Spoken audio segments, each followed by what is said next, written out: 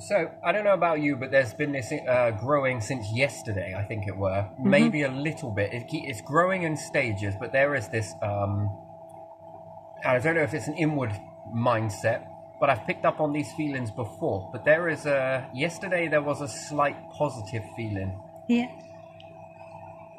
which was for quite a significant amount of time, and then today Yeah. it's a lot longer Yeah.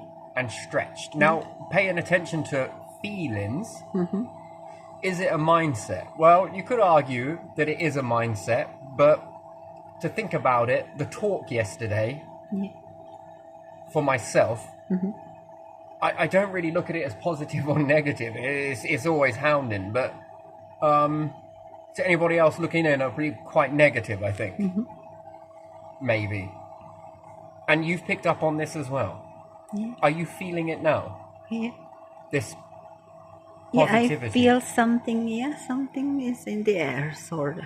Now, trying to explain that feeling is like trying to explain what love feels like. And, it's a very tricky thing to explain, I think. Yeah. Lots of these, try and explain what a feeling feels like. Some of the feelings I can't explain is excitement or nervousness. Excitement or nervousness. Yeah, something excitement like or that is nervousness. definitely I just the. can't, Yeah. Yeah. I don't know which one is what in that. But to me, it feels like movement Yeah. that is given this sort of overwhelming positivity. It also feels like a newness. Newness. What is that? Newness, like something new, you mean? Something change. Yeah. Yeah. uh, Change. Yeah. Yeah. a positive change, a newness, a freshness. There's just all of these things sort of and it wasn't until yesterday when I said it to you and then you were like, yeah, sort of, you jumped on it, right? And so did Litland. So Litland's picking up on that. So everyone seems to be picking up on this type of vibe, but it feels outside, inside. Yeah. It's hard to explain it, right? I mean, if you have a go at trying to explain what you feel. Just like you said, it's like excitement, then a little bit nervousness, then a little bit like something is happening somewhere, or I can't really. And then what is that that's being picked up on? Because has anything in the immediate vicinity changed? No. It's still pretty much Groundhog Day, right? Yeah. Yeah. But there is this sense. Yeah. Yes? It's very strange because we often feel things like, oh, it feels like a Friday. Well, what the hell does a Friday actually feel like? But, it is that sort of Friday feeling, isn't it? But again, what does that feel like? And everyone's like, oh, yeah, I know what a Friday feeling feels like. Explain it. Well, I don't know. It's very hard to put it into words or articulate it. And there is some sort of, I don't know what it is. Well, I could have a go at trying to say what I think it is. I've told you off cam what I think it is. But to say it on cam, I'm not going to. Because it's nothing to prove or disprove whether you're right nor wrong. But I have picked up on this feeling before at multiple times in my life. Yeah. So now, if it is a mindset shift, how can that be a mindset shift when I don't feel like the mindset has shifted, although there is a type of, there's something in the background working. Yeah. And it almost feels like something is drawing near. And it feels positive. Well, how does it feel positive? Well, it doesn't feel like the gloom and doom. It feels like fresh and new in a way. There's something, I don't know, it's very strange. It's like a feeling of knowing that you've got a pending payment going into your bank account type feeling, right? Yeah. You can see that it's pending and you're already sort of starting to vibe up on that of what, it's already burnt a hole through your pocket and gone, as my granddad would say, it's that type of, it's not quite that, but it's like that. Because for a lot of the time, there's been this quite stagnation feeling, a Yeah. stagnant type of Yeah. atmosphere, although you don't pay much mind to it. So is it any of my thought processes are different? Swings and roundabouts. Whether I'm looking at it full on and I'm talking about it, you know, when I talk on these videos, I haven't planned nothing, Yeah. but the inner voice begins to resonate with this voice. And then it becomes autopilot, and then I transition, and then before you know it, 2.5 hours have gone by, an hour has gone by. Oof. And I find myself limiting myself because, you know, who's got time for that? Right? And anyone receiving the video, if they do, and anyone making the video that goes into making it. I mean, not even the battery has got time for that. Yeah. Yeah, you know, even the battery is like, I'm not sure about that because it's got the light on and different things like that just to make the vibe. So I can't say that there has been any set shift because some of these other things that I have been thinking about Yeah. are still there in the background. It's like a rotary. I sort of have an inkling of a topic I'm going to start, Yeah. but what I'm going to say after that, I don't know. It comes. So I've got one particular word that I'll gravitate around, or I'll sort of move these sort of spikes, if you like. And then if I'm at the end of this spike, okay, that's the top. Okay, and then you dive in, kind of like that. It's more authentic because I don't know what I'm going to say. So, is there anything different out of that patterning? Not really. So, where is this alternate feeling coming from? And then there's that, now and then I keep tasting something. Yeah. Magnetism, electromagnetic field. You know, remember the other day when I brought your attention to the Yeah, taste? I remember that. Yeah. So there is definitely a type of a very strange sensation, right? Wouldn't you say so? Yeah. Some of these things we pick up on, but we never actually bring it to the forefront of the mind. Oh yeah, I was thinking that. You'll often hear people say a lot, right? Like you'll say something, and then they're like, yeah, right? They sort of like, I was thinking it. And you're like, yeah, I believe you were thinking it, but I don't know why I didn't say it. But you were thinking it, but you know, and then you sort of like articulate it, and then sometimes somebody else will say something, and you're like, you're fucking right, mate. That is, innit? I'm picking up on that. So we often spend a lot of time inward thinking, talking, but not outwardly thinking, talking. Yeah. And have you ever been in a situation where you think you've said something, but you didn't actually say something? You know, it was like, hang on a minute, you never said that. I did say it. I did say it. You've been in that, haven't you, a few times where you'll think so strongly that your mind will think that you have said it, but you didn't. You said it so loud in your mind that, you know, it's very now few and far between, but it does happen. And sometimes I thought I said something. You know, how come none of you are moving? Wait, what? Yeah, I thought we were, you know, I said that this. You didn't say that. Okay, I think I did. And then someone else will say, no, you didn't say that. Okay, there's two of you. It can't be. Yeah, and then now I got three of you saying it. Okay, fair enough. Then it must be true. I thought I said it, but you thought it so passionately. I don't know. So we often do this a lot. So it's the same with the taste, right? So I'm going to go down to another one, right? Astral projection. This was something that I was hovering around on. Now, I didn't know what this actually means. But did it mean that I wasn't doing it? I was just like, yeah, okay, whatever. Astral. I've been hearing this word for a very long time. From much when you're sort of young, someone will say it in a different context. But now I know that word meant what they were saying, but they never give it that cliche word. And then somebody else is saying it, and then I look into it and I think, oh, right, that's what that is. Okay, so that means that you have an out-of-body experience. Yeah. Damn. Okay then. All right. That out-of-body experience is like not really out of body. I don't look at it as out of body. To me, I've been doing it for all my life. In fact, this is how I drift off to, you know, when you lay down after a long day or short day or whatever it may be, and you're just then drifting off. Yeah. So I hate the word sleep Yeah. because you technically, I'm not really asleep, nor are you. You technically are, but you're not. Astral projection, in my eyes, is not something that you experience outside of you. It's something that you experience inside yourself. And you go so deep that it feels like it's outside of yourself. Yeah. But technically, it's not outside of yourself.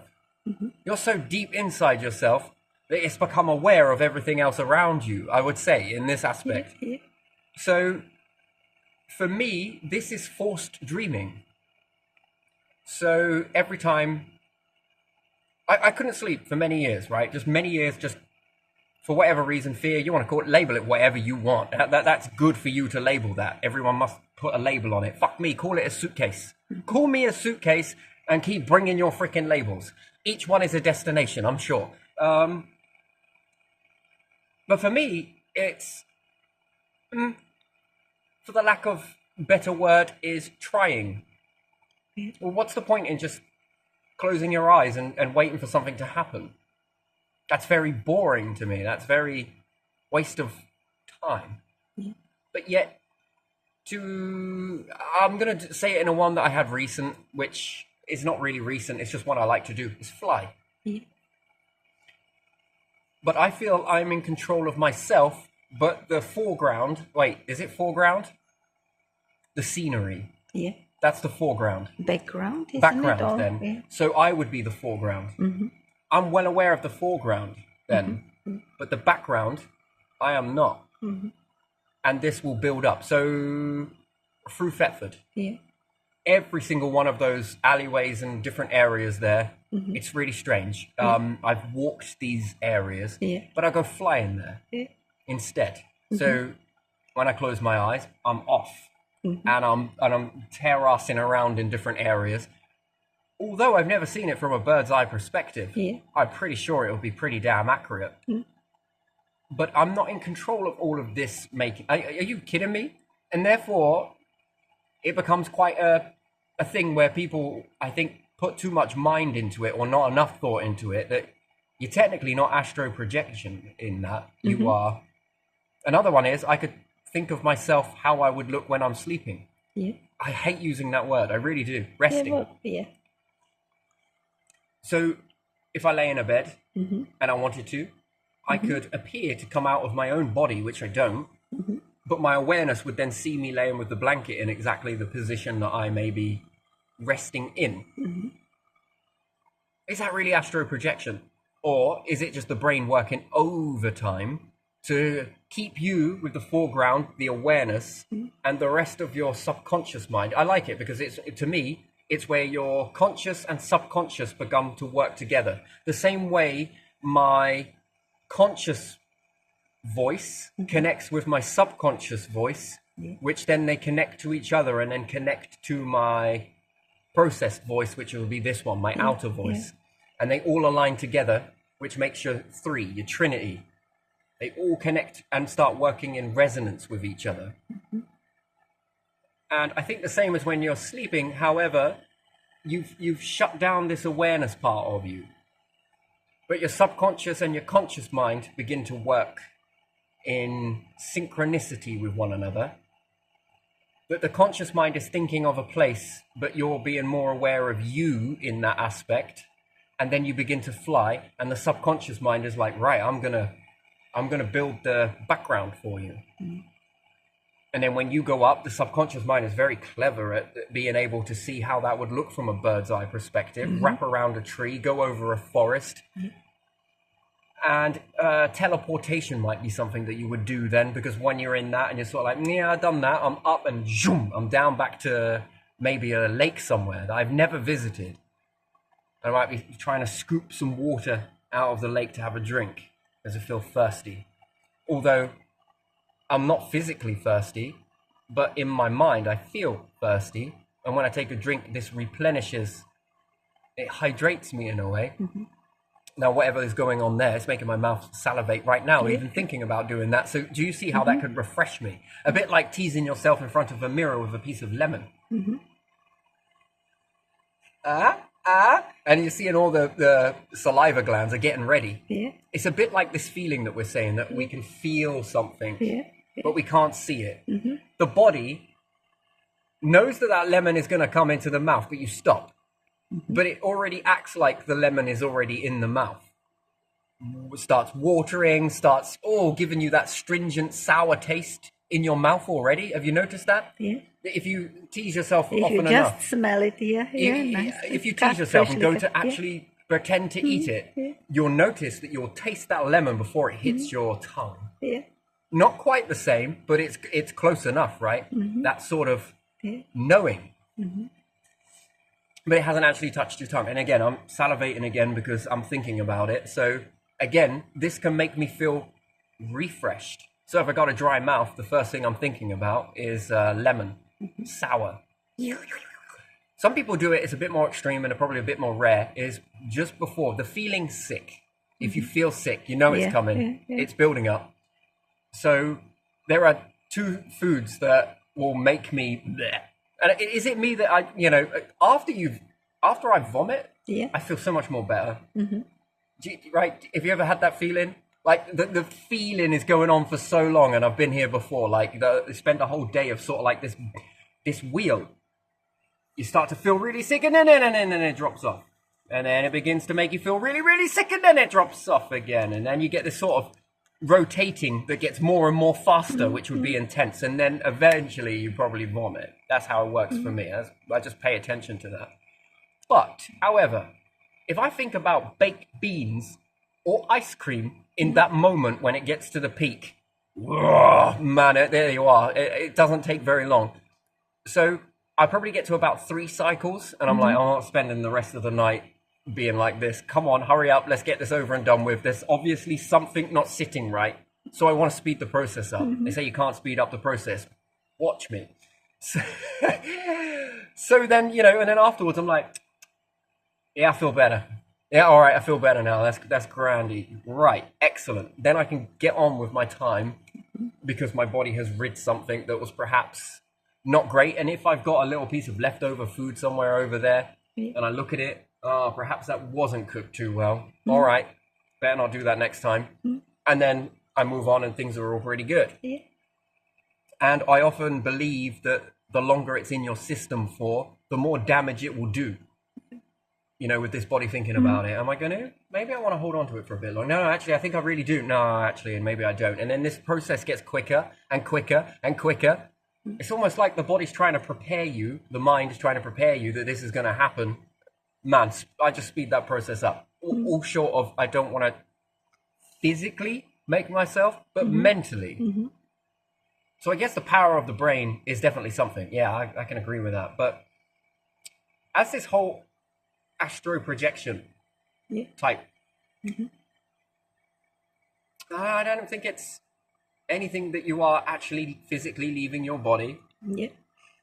I think that your awareness is leaving. Yeah. But I don't think it's even leaving. I think it just makes reality in the mind. Because you're more in tune with your mind. And I think I've just been so used to doing this a lot that, any subject. So they say that if this is like law of attraction, yeah? So I wasn't with somebody at school, let's say, but I saw someone that I liked. And this is being very personal. You would then envision, right? So my reality was a lot of not getting what you want, a lot of this, and this. And you couldn't really do anything about it because all of these people had a lot of control over your life. Yeah. So you could spend your time complaining and doing all this and that and everything else about it. Or just before you're going to spend the next 9, 10, 8, 7 hours in this state, well, you might as well envision all the things that you do want. Yeah. So it's an alternate reality. So for a little while, if there was someone that I really liked, but I was just a bit too nervous to say anything, I was a bit, perhaps a bit too timid or just didn't know what to say. And hi, right. Anyways, yeah, I'm not saying it would ever go like that, but it's just funny to say it. Then at night, I would visualize it, what it would be like. And then this gave me a load of feelings, which I believed would have been no different if I was with the person anyway. And do you know what's really strange about that? Some of these sort of fake relationships, if you want to call it that. If there was anything really true about law of attraction, then trust me, I would have probably had every woman that I thought about in that sort of way. And I mean, I'm being really open about that, to be honest. Let's say if something wasn't going right in everyday life, it wasn't just things like this, it was all sorts of different things. I was confident in my mind. I was able to say all the right things. Now, I guess if I'd have quickly journaled all of that, wrote it all down, and then tried it out in reality, do you want to try it because it works here? Then maybe it would have worked there in reality. But, and, maybe there's this sort of, but there would be this sort of honeymoon period with it, and then it would sort of fade off. And then after a while, I wouldn't see that person as attractive anymore, or perhaps as someone that you would want to. Isn't that very strange? Now, I often ask myself in those moments when looking back, I remember it all. Did I really like that person in the first place? If I had got with them, would it have just lasted for a short amount of time? And then it would have progressed. Anyway, so you could say, oh my God, there's some sort of tendencies there. But if law of attraction was true, then wouldn't that have materialized? Well, the answer is yes. Maybe I'm just not doing it right. Maybe I don't believe it enough. Man, that was pretty believable. And then there would be other situations that I would think about. So if I was grounded, locked in a room for a month, my bedroom, whatever it may be, well, if I had my stuff taken out of my room, withdrawn as well, depending on whatever I did, leave a cup in the room just after drinking out of it. Oh my God, it used to drive her insane. Then there wouldn't be much to do, but that you could imagine. So I imagined all the things I was going to do when being in this secludedness. And one of them was, eerily, the caravan lid that I had seen. So I envisioned that I was at the pit. And I remembered pretty much accurately all of the things that stuck out to me in my mind. So there were some old bike chains, wheels, cookers, fridges, gas canisters, you name it. It's all there. Parts of a car, caravan lid, loads of metal that you really couldn't tell what it was, tons of tires, broken bits of plastic, toys, boxes, tubs, mainly all broken, washing up bowls, nails, lots of nails, man. Freaking hell, man. They all scattered down the slope. Old glass that dates back pre-war. Very strange bottles these were. Beautiful. They actually put more artisticness into bottles pre-war, by the way. Now they're just pretty much it's just a bottle. Why the fucking hell do I want that? These ones were beautiful. Different types of medicine bottles. Old tubs, rusted out, but that you could tell that it was a roses tub, something along these lines. Pretty damn rusted. It's a treasure in that. Anyway, so and some of these old statues of cement. This is all I remember. There was about 6 trees that were fallen over. There was 20 around the perimeter. A fridge that had been so badly decomposed, the outer casing had come out, and there was this yellow styrofoam shell. That was all that was left. And just different types of soil contrasts. So again, I remember this so well because this was a long time where I was restricted from going anywhere. And I was just trying to figure out what I could do with that sort of stuff. Oh, and a bathtub and 2 barrels, but they were in the other pit. So I had to drag them to this pit. Anyway, so does that count? I guess it does, but they weren't in the pit. They were in the other pit. So I added those, but all I did was just move the rubbish that was already there. And so I was visualizing what I could do, and I thought, I could make a boat. I could do this. I could do that. I could probably make this into this. And you know, it's great for visualization. It really is. Yeah. So when it came to coming out and I was being let out, Yeah. you know, licking everybody's ass so much so I wouldn't get extra time, being overly nice, trying to help out as much as I could with housework and God knows what else, you know, you're doing anything for your freedom. Sometimes you got a little bit let off. Sometimes you really didn't. It was a full ticket. And yeah, then when I go there and start this all came together very easily. So I guess in some aspects that manifestation works, Yeah. and sometimes it doesn't. But it wasn't like it was word perfect in my mind as the way I was thinking about it, Yeah. because this stuff would fucking levitate. Yeah. You know, in real life, it's not going to be levitating. No, it's not. I tried so hard, but right, you know, maybe it will, but you know, in the imagination field, these things levitate, and what's more, you can cancel out everything else that's there. Yeah. Remove what you don't want. Yeah. You don't need to see it. See only something. And then you can just copy and paste the pattern of the outer edges of the pit. So that's kind of like great visualization. And what's more, it's strange because yes, visualization works, but perhaps not to get you what you want in a way, because there are so many other factors that are involved. So if you think about dating someone, the woman of your dreams, okay, it's not guaranteed to give you what you want because you're visualizing it. And why is that? Because the other person has a freedom of choice that might not align with your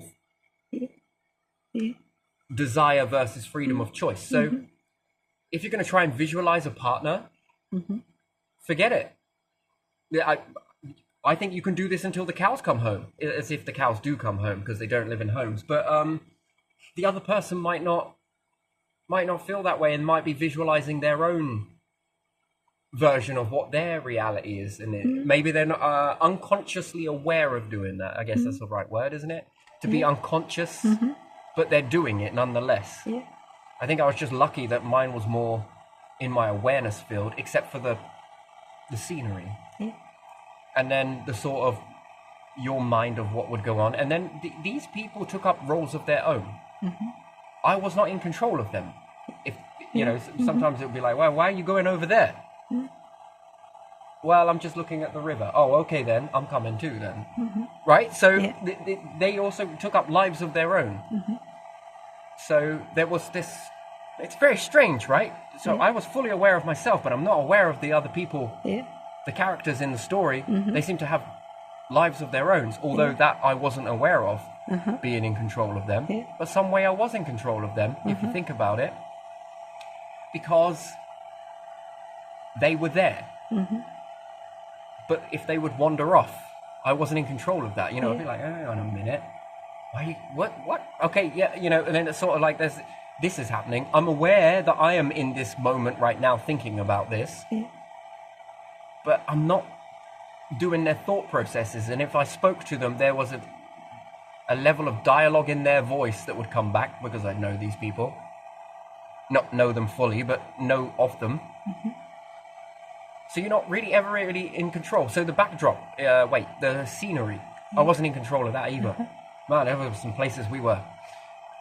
So this would be with anyone, and even friends and different things like that. I mean, well, I suppose you might need a tablet for it. I don't think so.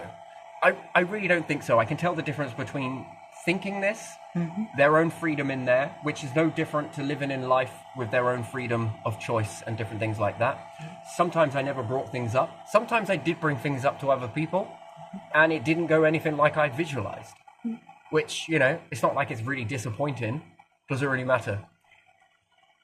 It was just, yeah, all right then, so let's go do this instead then. Wow, that's pretty good. Never thought of that. Okay, And then you sort of run away with that. What else could we do next time? Oh, would you like to do this? Yeah, all right then. Sometimes it would work, sometimes it wouldn't. What about manifesting money then? Shit me, I never needed money in the imagination world. Anything I wanted would just appear. You know what? That's much better. There you are. Yeah. There's no money in the mental realm. Yeah. Name me one thing you need to buy in your mind. Nothing. Nothing. Nothing. Everything is there. Unless you dream about suitcase full of money and that's your dream. Yeah, and I have, in this situation, thought about money. Yeah, sure. The old wonder what it's like to dive in this. But Yeah. other than that, you walk away from that. Yeah. You're not exactly stuffing your pockets full of it. No. And then I'm not exactly like, here you go, here's a wage for you, here's some money for you. Oh, I'm going to go and buy these resources over here. Here, imaginary money for the imaginary thought verse. Want to take some of this and give me some? Okay then. No, because what would usually happen is the thing would appear and I'd still have the money. So it's really, it doesn't work. Yeah. Yeah. Exactly. Yeah. And then to say that everything is really perfect in that, it isn't. Some things are really strange and they take a real strange twist. Like I can be really aware when having a nightmare. Yeah. I'm so stuck in this world and it's starting to get a little bit, like I said, I'm not in control of the fixtures, anything else in the area. Man, and I'm walking in this abandoned building somewhere and a rabid cat comes out of fucking nowhere and bites me on the back of the hand and I'm feeling it and I'm like, hang on a minute. I can see the moon coming through the freaking window and I'm like, I'm really aware I'm dreaming. I know I'm dreaming. And I'm trying to wake myself up, but it just ain't happening. And I've been lucky enough to, my sister was around when I was really deep in this, I was really stuck. Yeah, not this particular time, but it was a different time when I got stuck in a, this is the other side of it. Yeah. Right? So there is the forced version, which you're in this area sort of thing. Yes, I know I'm at the pit. Think pit, you're there. Yeah. But then there's a time when you start to really drift. And before you know it, I'm appeared dead to the world. Yes, you sort of go under, but you go so deeply under and you're usually in control of all of this. And then all of a sudden it starts getting a little bit pear-shaped. Quite a lot pear-shaped. Okay, I'm here, right? All right then, fuck it, let's go. Let's go with the flow. And I'm beginning to say things out loud while I'm sleeping, and someone is looking at that thinking, is he all right? Where am I? I don't know, some weird shit. And then they sort of wake you up sort of thing. Yeah. You just saved me. You were dreaming? Yeah, pretty aware of that. That was not a dream. That was something else. Yeah, so sometimes, and it's once in a blue moon, literally. No, because that's like once a year, so it's maybe once every 10 years, something like that happens, maybe, if that. When I was younger, it was stronger. Yeah. There used to be this stripy Where's Wally guy with a big fucking hat and the strange glasses sort of thing. Yeah.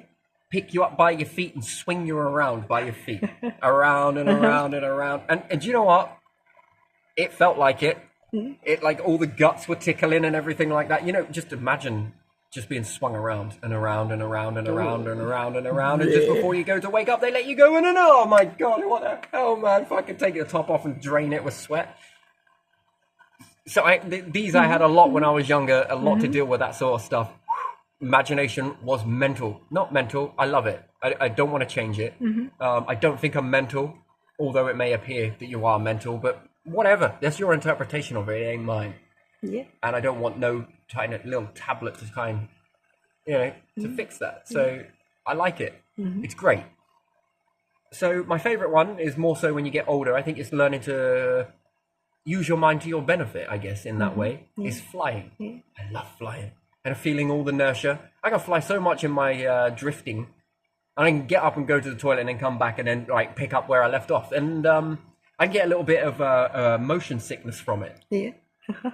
Yeah, that's how much you believe. Everything is moving so fast. And then I sort of wake up and I'm like, ooh, everything seems a little... Fast dream. Everything seems like really strange, like I've just taken a picture or a video where everything's rushing past sort of thing. I'm like, okay, this is kind of weird. Takes me a couple of seconds sort of, okay, right, all right, now I can get on. It's not like it lasts forever, but you can get this sort of motion sickness. You can feel inertia. If you stop dead upside down, I kind of feel blood run into my face. And then I say to you that I must be like, I don't know, maybe my legs are up here somewhere and I'm in a diagonal position. No, I think, who knows? unless you film yourself sleeping, and then you just like watch it back. Well, you slept like a baby, literally. Didn't feel like it, but you know. So there's all sorts of things like this. And there was one time I'd never been on an airplane before, and it was really. I didn't do too well with fairground rides. Okay, love them now. Didn't then. And I was kind of really quite anxious about it. So I went quite deep into this sleep. I don't like using that word. I really don't. In my rest, I went quite deep. And all of a sudden, I'm sitting in an airplane. I was like, okay, fair enough, right. And there were some things like, really, you want to know what it feels like? I'm going to show you what it feels like. And yeah, even down to the pressure on the head when the plane starts to lift, and the sitting back and seeing everything sort of, you sort of feel it, right? It was identical. And then I was sitting there thinking to myself, am I just reliving the dream now, and I'm just feeling these feelings because it's hyper, like it was like 2 weeks before I went away that I got this premonition. I mean, this dream went on for ages, and then even when it come to landing, I could feel it in my stomach, like going over a bridge sort of feeling, and I could feel that tickling in the stomach. Wasn't really keen on that, but again, when I went through the experience, the best part about flying was the takeoff and the landing. Man, that felt great. I loved it. Wow, look what. Yeah, sort of like a roller coaster feeling in this, and then we're going to be dropping like a couple of meters every so often, and it's like, oh man, I can feel that. So this is pretty good, right? I'm not going that much out in reality. I'm just sort of like, yeah, this is pretty cool. But the takeoff and that, I could feel it, right? And then when I got on the plane for real, it was identical. But then I was lost in this sort of, am I just reliving that feeling, and my mind is exaggerating it, and that's why I'm feeling it? And then when I was just like, hey, did you feel this? Yeah, I do. Do you feel it sort of like push you down on the neck sort of thing, like when you go on a take off and that, like this sort of pressure? Yeah, you do. Okay, and do you feel it in the stomach? Yeah, I feel it in my stomach when we're going to land and that. And I'm like, how did I know that in my rest astro projection, if you want to call it that, versus reality? And then I was left with the conundrum of reality told the mind was more aware than, you know, because everyone says it's always your mind that creates the situation, but I don't know. My mind was aware of that before I got on the airplane. So reality affected my mind, not my mind affected reality. And then that made me think a little bit more on that, of like, because you hear a lot of gurus saying it, don't you? And then I sort of just nod along to it when they say it, because I don't want to, you know, I don't want to be a thorn in their side when they're saying it, because they're entitled to their belief. And if they you know, they're going to tell you this, and this, and the mind affects reality, and you get what you wish for and all. Oh yeah. Give me an Oscar, because I just performed the performance of a lifetime in front of you, and you didn't even think anything else, which is good, right? I didn't hurt your feelings or anything else like that, you know, because it's just not the time to sort of call you out on it. Well, actually this, because if not, you might feel foolish, and I'd feel foolish for making you feel foolish, and yeah, I don't know if I want to sort of bring that on, because I then sort of think how that would feel for me in that moment, so I don't want to make that feeling for you, so I'm going to try not to make you feel like that. Do you get what I mean? No? Do you ever feel like that? You kind of put yourself in somebody else's shoes. So there would be a time to call it out, but it's not now. Not live in this, because it might disrupt your flow, and it's really nice to see your flow. So, but is it the mind affecting reality, or does reality affect the mind? Which I think is more often than not, is reality affects your mind. Well, if you think about it, children, they don't have any self-limiting beliefs. But then reality strikes, and then they start getting self-limiting beliefs. And adults tell them that they cannot do this and cannot do that. and We then probably never will see reality this. And, begins to yeah, affect, yeah, and not only that, other people begin to affect the inner yeah, workings yeah, because they believe everything is fair, and then you start to grow up and you start to see it, this just ain't fair. Then that begins to have an inward pattern building inside the mind, and everyone is delusional. Everybody is. yeah. You know, and then I kind of look at my child life and think, okay, there's an awful lot of control restraints here. I felt I was capable of doing this, but no, you might hurt yourself. No, that's too dangerous. Oh, no, that's too this. Now I look back on it and think, I don't know. I don't know if that was dangerous. I felt very much okay to be able to do this. Yeah. Always had the backup plan of this would happen, that would happen. If this happened, what could you do in that situation? So one of mine was, I'd always make a fire. Just a little one, nothing too big. Hence why I probably got blamed for setting things on fire, even though I wasn't there at the time. But still, doesn't matter. I'd have a little fire, sure. And I would cook something on it. Because if I'm doing something and I'm really far away from home, you know, eating a sandwich, meh, it's just not, oh man. By the time I got anywhere, you know, soggy sandwich, and it just weren't great, a bit stale, not great. It just weren't great, right? So, but I knew if I took some food with me, you know, a few eggs and that, they sort of keep themselves good. Or perhaps I would be climbing over something, chuck my bag down, and then, oh dear, there's lots of little bits of grit in here now. I just, you know, a pack of sausages and maybe some, you know, some bacon or something like that. Well, you got to keep it cold. Well, I had no problems with it. Yeah. You know, and even if I did, I could take a little cooler. Yeah.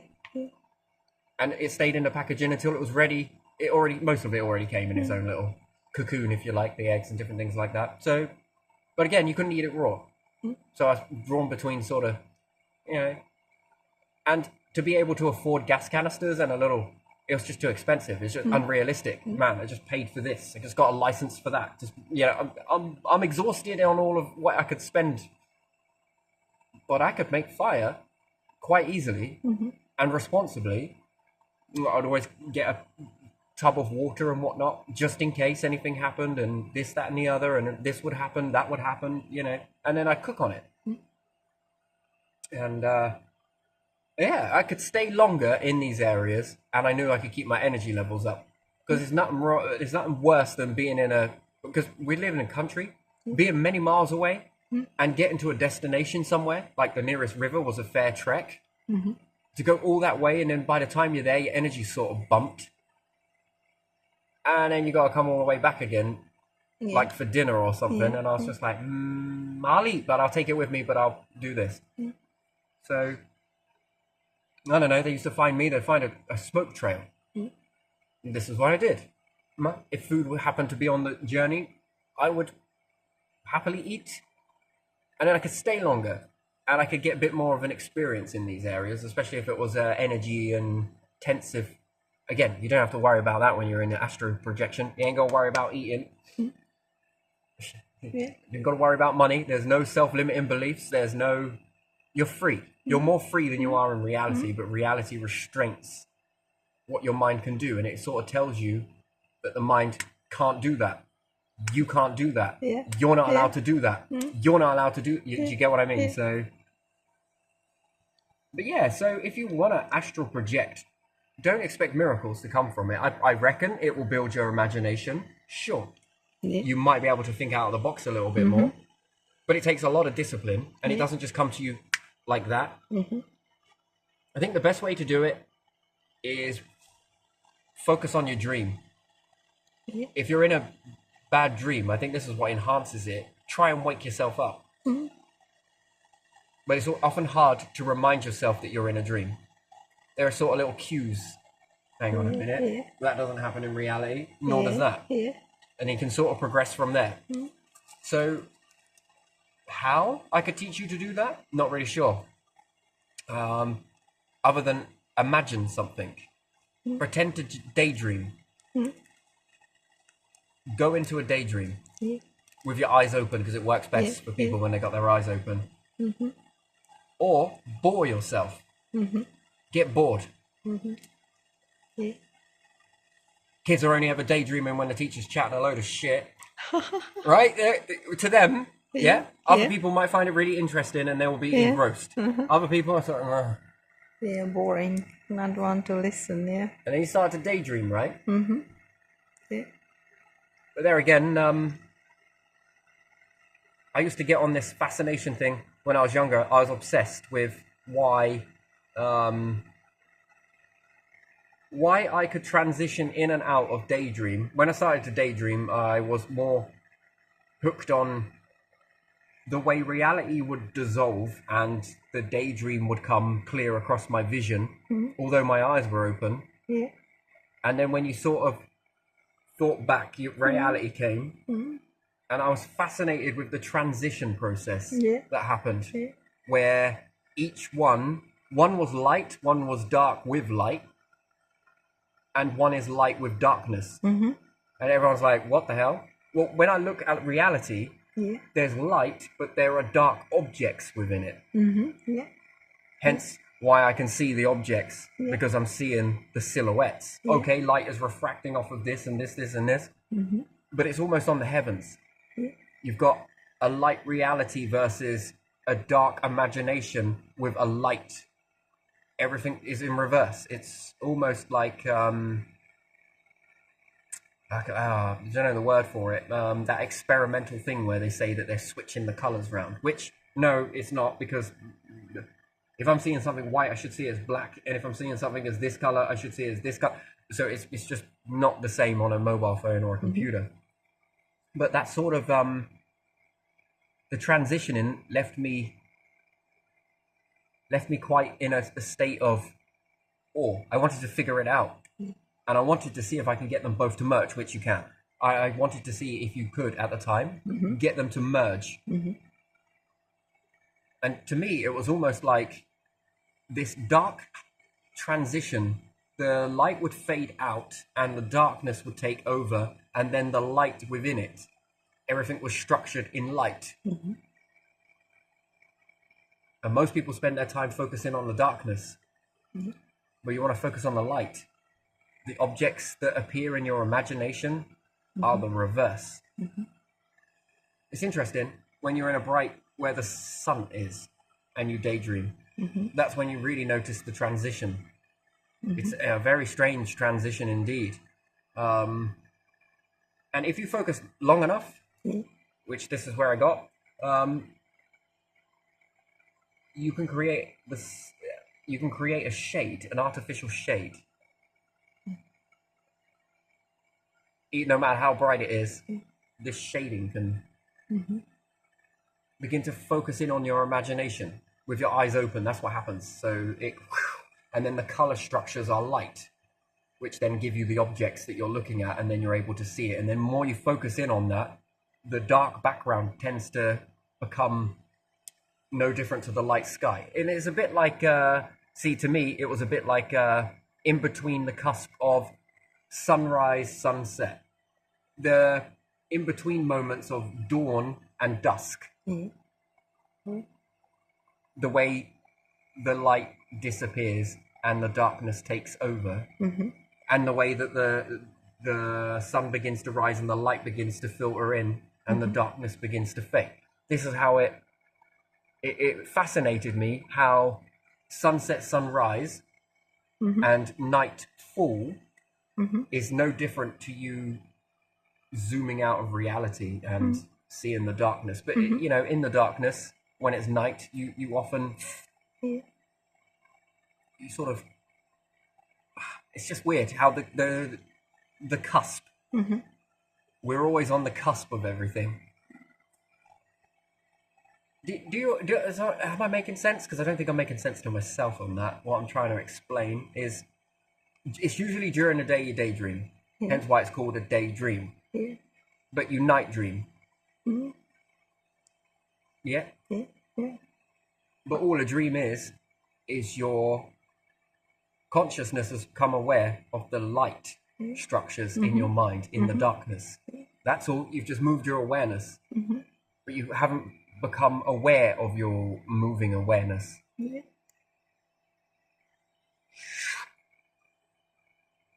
So it's always there, but you're just not focusing on it.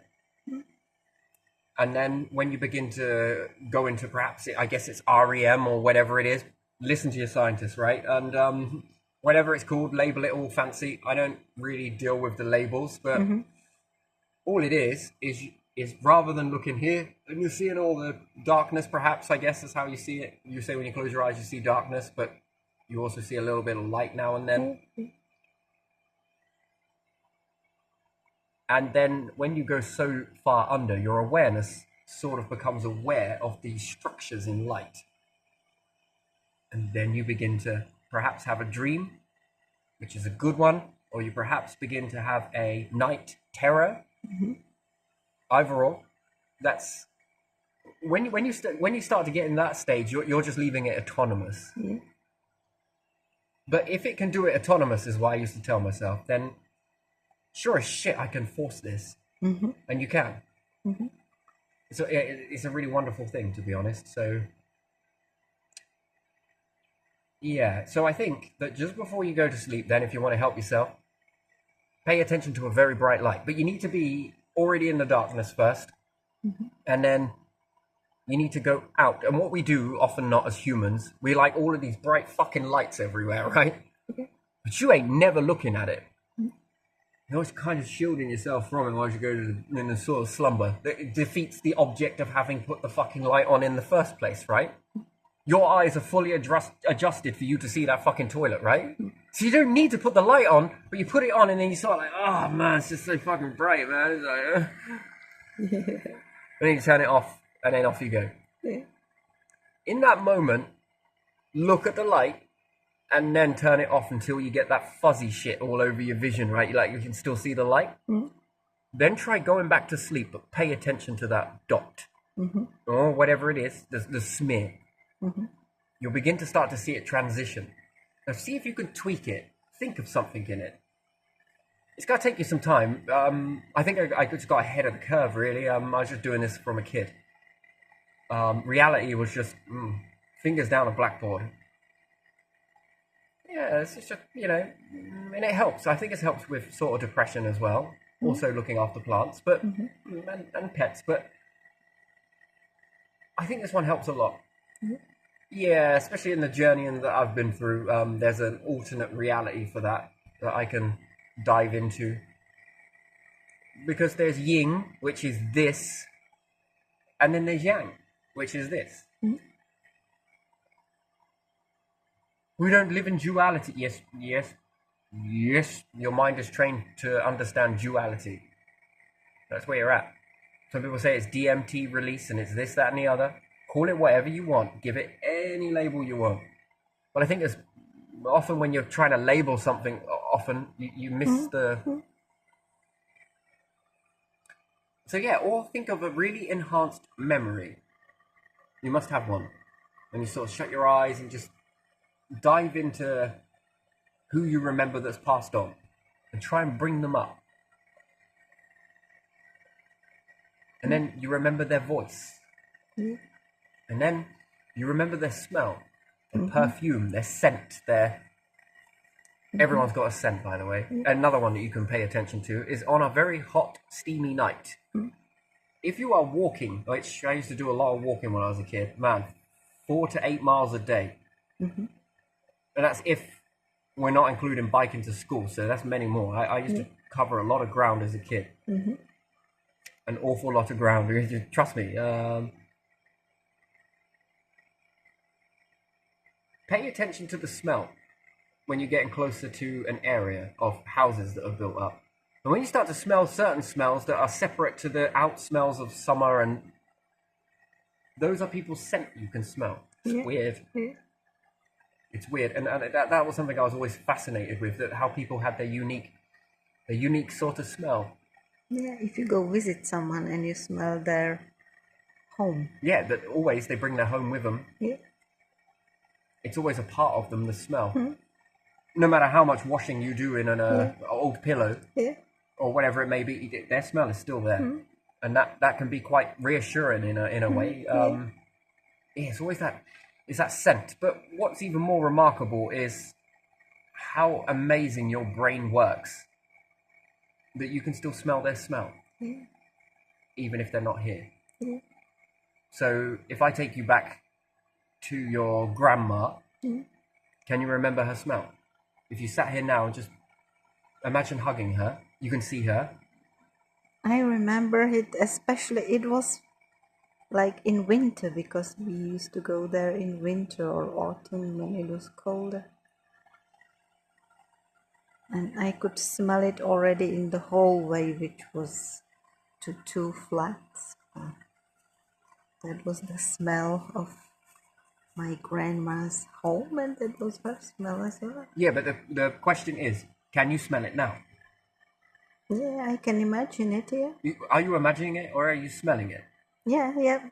Yes, smelling, but kinda comes from that memory, doesn't it? Yeah. And my other grandma who had little mint sweets that were size of lentils, but they were green, and there was mint, sort of hard candy. And can you differentiate between their scent and their perfume? I don't think one grandma had perfume. No, she did. Okie dokie. But Can you she remember the would smell of? she would smell of the wash up, not the powder, but the soap that was like, you know, grind it into little pellets. She would smell of that. That would be her clothes would smell of that. You see, if I'm imagining that I'm standing at my grandfather's bathroom Yeah, in Ipswich, then I can smell the imperial leather, but also an accumulated smell. Yeah. In the bathroom, all I could smell was the imperial leather soap yeah, because it was so frequently used yeah, religiously. So when it's wet, it's evaporating, so you get the smell. If I go through to the kitchen, there's a very unique smell, and there's also a unique smell in the front room. And then in the second front room, there was also another unique smell. The bedroom, it kind of transitioned a little bit more. But then individually, my nan had her unique smell, and my granddad had his unique smell, yeah, and they had a combined smell between the two of them, yeah, which often than not noted and complemented the other scents that they liked, such as the imperial leather or a certain type of wash powder, Ariel, and just different things like this. So the sort of you sort of get that quite the sense of smell there is quite strong. I can smell my auntie too, and also she uses an awful lot of incense sticks. yeah, So they was already been burnt before you've been around, and the smoke is all cleared, but it has that lingering sort of. Yeah, you can sort of smell that burnness with this, with a little bit of tobacco. I could also smell that she's worked at a pub as well. You could get that smell on the clothing. Yeah, that's hard to get rid of. But she's also got her unique smell as well, but this all accumulates. yeah, Plus, with my cousin, who's no longer here, I can remember his cackle, his laugh, yeah, and also I can remember my grandfather's yeah, talking, and he would do a sort of do do do do do do do. He would just sort of make that in that exact sort of. I like to mimic it as well. So to hear all of these things is very comforting. yeah, They never really leave yeah, yeah, in that aspect. And then there's that sort of mind versus the mind is very powerful, yeah, it is. more stronger than reality, because reality can't create these smells. Again, for this person, because it's unique Yeah. to the individual, Yeah. but the mind can. The mind can rebuild that, Yeah. but reality can't. Perhaps without trying, it probably could. Yeah. I remember lemon tea at my great uncle kitchen because he and his wife they used to always have lemon cut into slices. You see, when you stare off right then, you're already astro projecting and Yeah, don't realize it. You just saw them, didn't you? Yeah, the kitchen. Yeah, and again, you're doing it again now. yeah. I can see that in you. I can see that, and it's, somewhere along the lines, you are projecting this as well. That's something else that I'm picking up what you're seeing based on the way you are. And that's a long time ago because I haven't been there for ages when I was older, only when I was really a kid. Wow, your eyes go really far to the side when you go long term. Yeah. When you think longer term, you put your eyes. What are you seeing when you think long term? A vision of smeared light. I see window. I'm standing in the kitchen. There is the unit on this side. No, I mean when you go to transition Yeah. into thinking long term. There you are again. When you think long term, what is you're seeing? Are you seeing a streak of light that goes into a memory just before it? No. No. Your eyes go so far back when you think long term. When you first gave the first memory that you were astro projecting in, then you were a certain area with your eyes and your body language. You did something, so you moved for that. But then when you said long term, you did a hand movement and your eyes went further. When you're thinking long term back, your brain would have flicked a picture up to you to let you know long term, because long term back can mean a lot of things and a lot of different people. So just before you go into that memory, pay attention to that, because that'll help you just before going to sleep. That long term, I don't know, me personally, I saw a light streak, but that's just my interpretation of what you were doing. That could even be mine when I think long term back. Anyway, I seen great uncle even after that many times, but they took me there when I was little to stay with them because they didn't have children, and they met each other when they were 60 or something like that, and neither of them had their own children. So they always took the youngest one from the family and for a few days and treated them like their child. So I was there, and I don't recall much of the bathroom, but I had a bath. I slept in their bedroom, and they had these the blinds, but the ones that are really dark green when you pull it down, and it's like noon and sunshine and it's summer. You don't know it, how dark it is. There was this picture that my father later on inherited, so it's in my parents' house now, in there above the sofa. That's the only thing.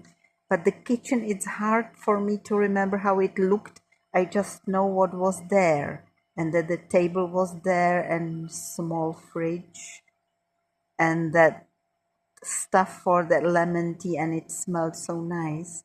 And then there is a front room that is in the middle, basically not front room, but in the middle, because they had big hallway.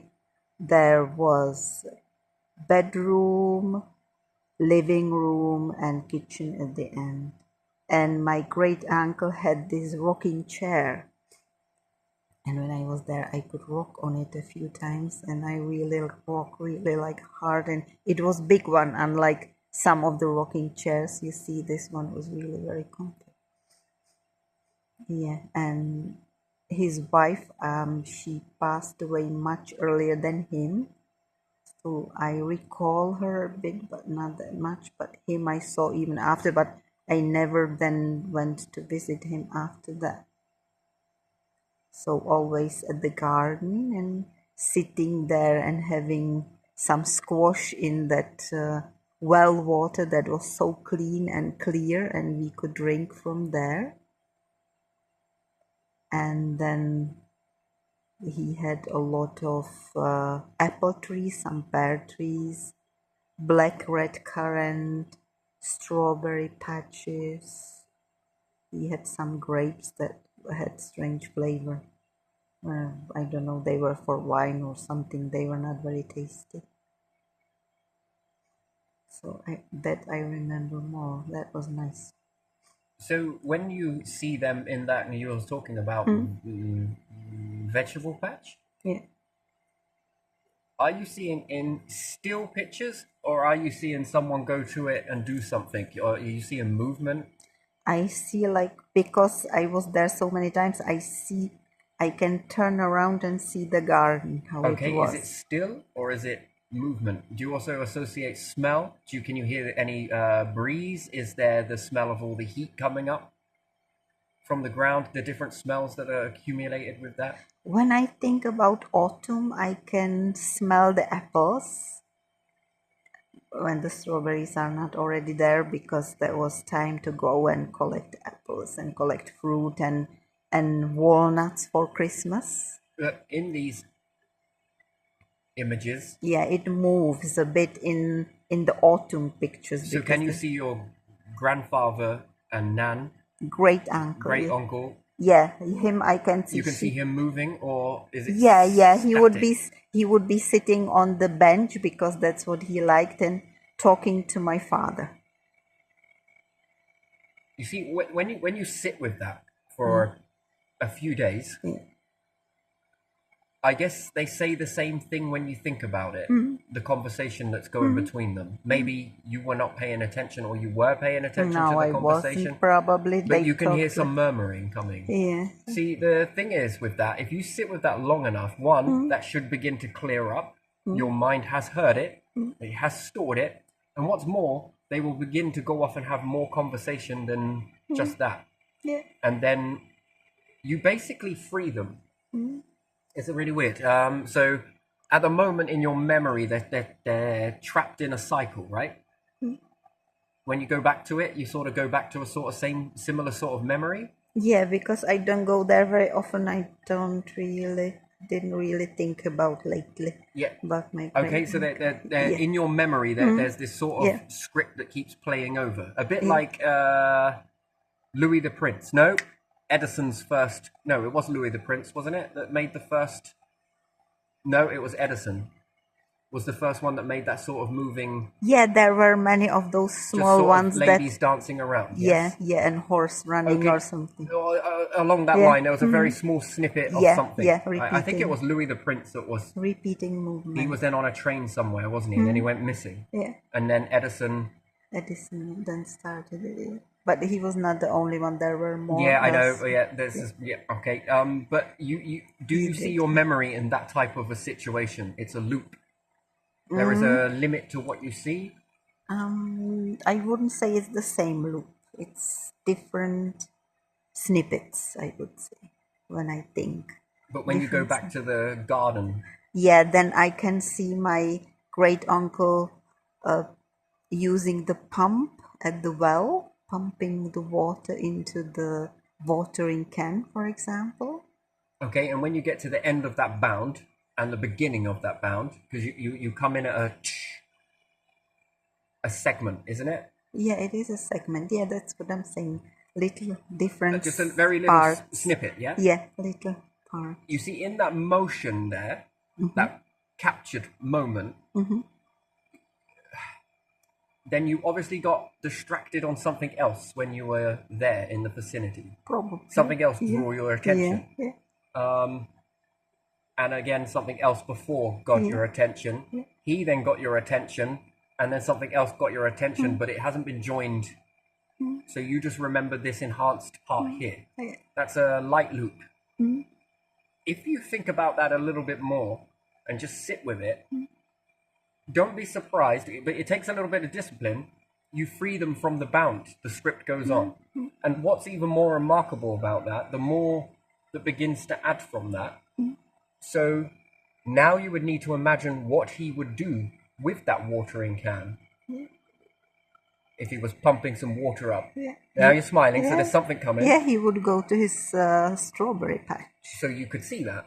Then perhaps there was a type of cliche saying he would do, or he would look somehow. There would be a mannerism.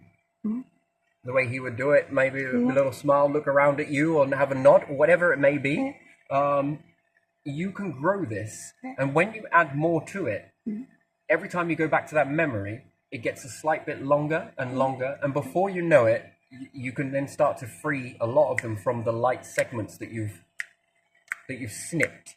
This will go on when you get to a part where you keep the essence of the memory captured, which is a light vial. You then add to it and add to it and add to it, and then when you begin to start off again, it will expand and expand and expand. You'll always remember the essence of the captured light cycle. and then they will begin to materialize into words, conversations, and then it will begin to appear as if you are there and they are aware that you are there. No longer is it static, it begins to grow and grow and grow and grow, and it's almost like then that they've never left this plane at all. Or if you want to believe it in this way, it might help you that they have come into that segment and they begin to continue the conversation with you even after. It sounds very weird, so you've got to melt down any of the whole weirdness. Now the thing is with that, I am seeing somebody as you've explained that. When you explain that segment to me, I am seeing it, but I don't know if I'm seeing the exact segment, and it would be very hard for me to explain that. And technology, as it begins to evolve and evolve to the point where you can read memories and read yours, whilst you're saying this, if I was looking this way and I had to visualize that, and your memory would pop up on a screen, but then the memory that you have built in my mind from that, which I'm seeing somebody that I've never seen before, as I would say, I wonder if that memory then pops up on the screen and you have two memories, whether they would be identical and whether humans actually do possess Telepathy? kind of telepathy. It's kinda, but this projection into the mind that allows my mind to build that. I don't know who that person is I'm looking at. I see brown trousers, braces. I don't know. It could even be something completely different, but still some sort of shirt. And it seems like, anyway, but in with this. And then if this was to come up on a screen, it would be eerie to find out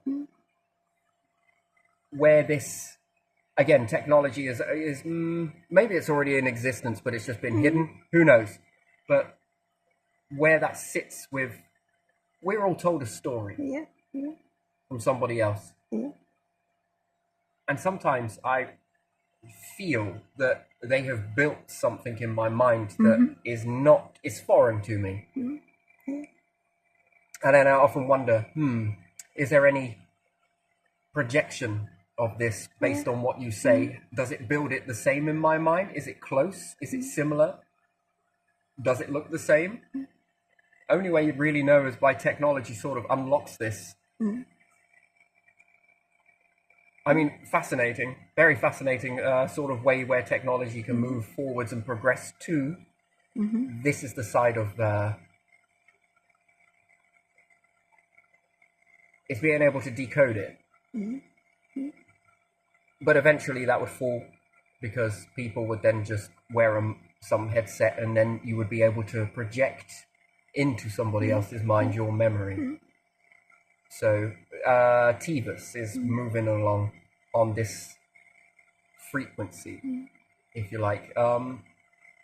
Interesting, but you see, and then it helps you understand whether we are psychic, whether we are able to build pictures that other people are more sensitive to pick up on, based on the palette, trying to get the same palette as what you've got, that then could build into the palette of what I have in that sort of frequency, and the same vice versa. When I tell a story, do you visualize it in that way?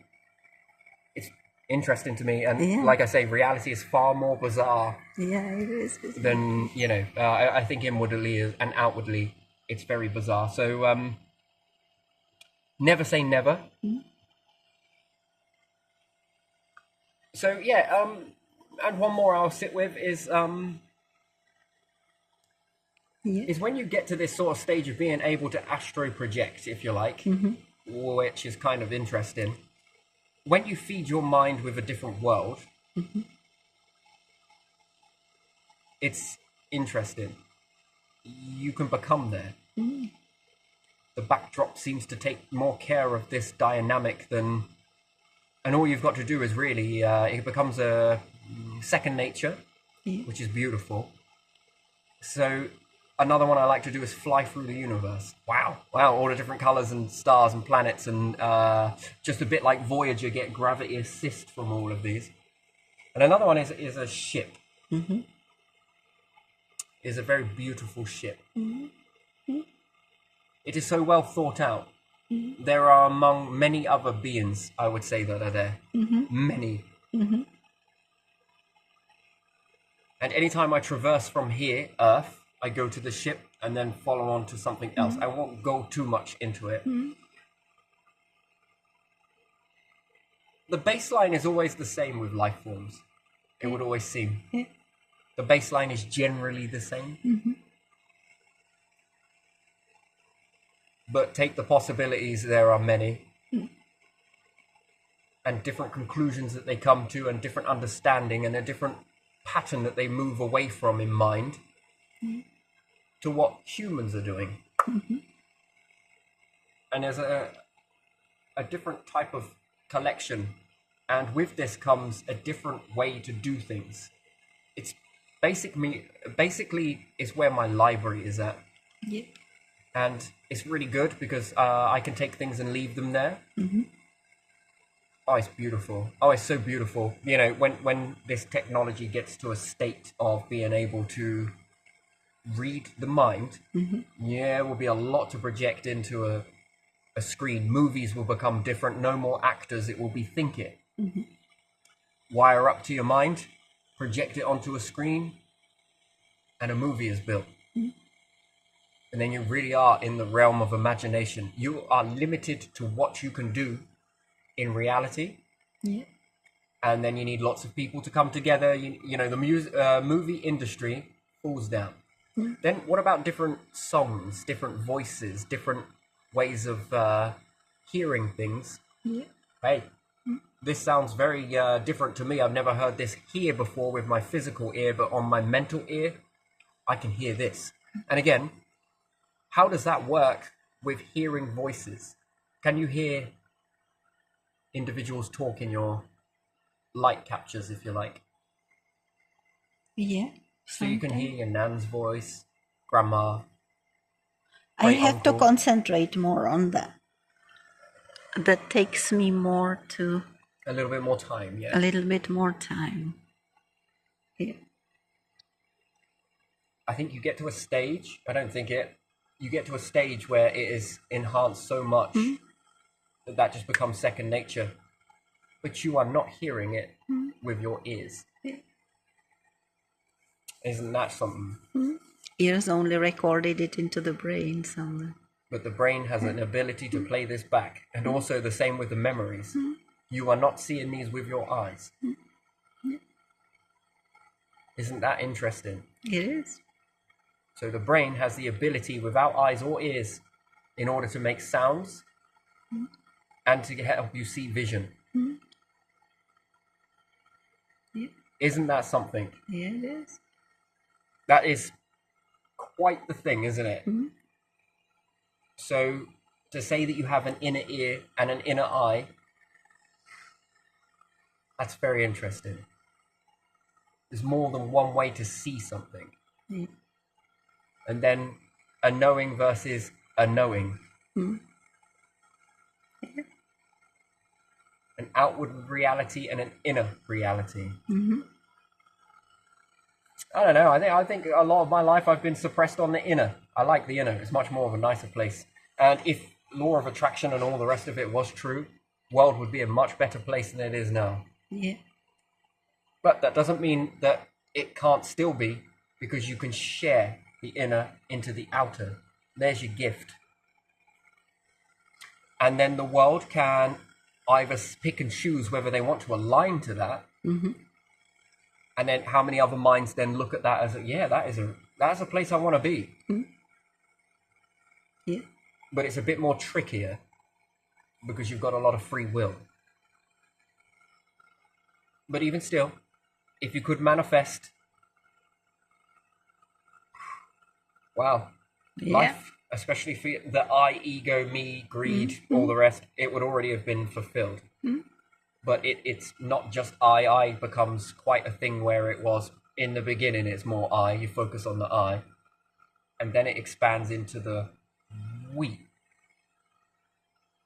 And then it goes beyond the we, because multi-different cultures, and then it goes beyond into multi-life forms. multi-diverse. It's basically, you could look at Earth, animals, humans, experiences as being quite diverse, yes? But then look at a realm where it is hyper diverse. So yes, you have your united differences on an Earth perspective, but now you've got multiple united differences that come together and then unite into an even bigger. It just keeps on going and going. This is absolutely beautiful. And then where this is building over here, at the moment where I'm at, is another collected of multi-diverse collections coming together, and two of these multi-diverse, collectives come together to formulate. It's interesting. It reminds me much like the easiest way I can give you an example is compare it to one type of galaxy coming towards another type of a galaxy. This galaxy, although baseline fundamentally the same as this galaxy, it is very different to this galaxy. But it is not competing. What it wants to do is merge together to enhance that diversity, and then merge into another galaxy and merge the diversity, and so on and so on. And no galaxy is competing with the other galaxy because they know that they are going to merge their differences together to become one unique collective. And it's written into, it's very next level thinking. I think in that, without trying to be too ego with that, anyone is capable of doing this. But if I can help widen your variety or your palette,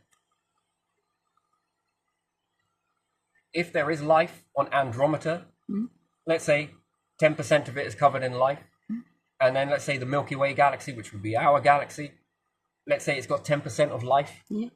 What is the universe wanting you to do? Combine it. Come together. It's not all moving away from one another and trying to keep it all separate. It seems to be doing the complete opposite. Humans are built, any life form is built that has been awoken, has been built with the gifts, the foresight, insight, and your just essence to look up, wonder, see if there is anything else out there.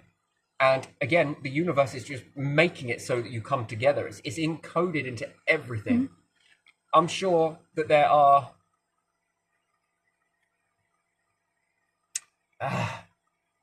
boundaries help us be in this world where we see individuality, national individuals, national, would it be classed as that, as individual? Keeping group 1, group 2, group 3, group 4, group 5, group 6. And yet the division there, in these divisions and in these divisions, gives you the illusion that everything is divided. And it's not. And uniqueness, but uniqueness is appeared. So I like diversity, but a united diversity. United by your differences. Yes? And then there is another world on Andromeda, let's say, that is 10% life forms. And if they've united on their differences, and then you unite with one another on your differences, and united differences. And also, there's going to be pockets of, yes, culture, but there's also going to be different variety of food, more places to travel, more things to experience, more technologies to incorporate. Plus, there would be some over here that would be a little bit more sentimental, like you have the Amstrad. Might not be much relevance to anybody now, sometimes, but to others might be like, this is kind of interesting, that. But they might not have thought that, but they would have thought something different in a different aspect. And it's sort of like, oh, that's pretty nice. And then at the center of this, perhaps there would be a multi-universal collective. that are all come together to create this new difference. Whereas you have your singularities, yes. Never forget where you come from, that's very important. But the choice to be able to maneuver between. But I think the most successful one will be the one that all people, all life forms, to get to experience all different types of nature, all the variety of animals that all come together. I think that's going to be the biggest winner. And then an incorporation of the technologies, incorporation of the species to go off to create even more species that are dynamic, that come into the collective, so forth and so on. I mean, it's beautiful. So yeah, I always have to travel to the library ship before going off onto these ones, and then coming back to this one before coming back here. It's you can achieve this too, but it starts with a little bit of discipline and inward reflection. Oh, it's a beautiful thing, but it makes me question something. The aeroplane, and it's not just been just the aeroplane where I never been on one before, didn't know how that was going to feel, but it's in the same area as this. Yeah. Is it that the mind knows something that reality doesn't? That I never experienced physically in the outer world, but I experienced it on the inner world before it became, whoa, this is exactly like not a moment out of it. Whoa, that's interesting. Now, is it the same with this? And I'd have to say, with a lot of inward reflection, yes. How does the mind know that? Good question. Yeah. Good question.